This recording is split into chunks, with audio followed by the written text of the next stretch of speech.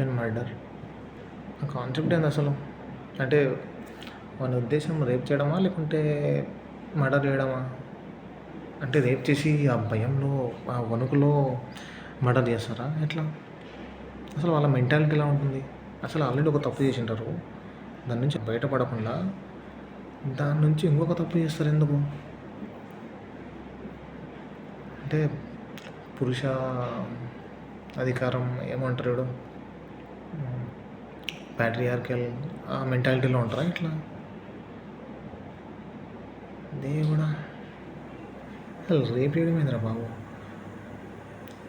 ఇంత రాత్రి పాపం నిద్రపోతుంటే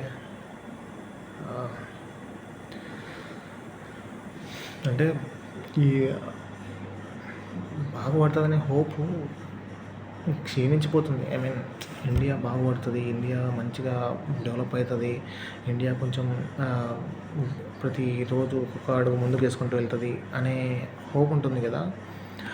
ఆ హోప్ క్షీణింపజేస్తారనమాట ఇలాంటి వాళ్ళు.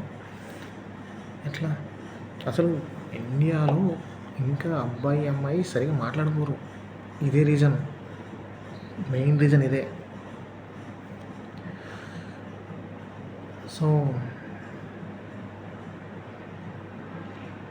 ఇప్పటి నుంచి మనం ఇండియా ఎలా బాగుపడాలో ఆలోచిద్దాం, ఎలా బాగు చేద్దామో ఆలోచిద్దాం. దాని గురించి ఏమైనా కామెంట్స్ ఉంటే కామెంట్స్ చేయండి.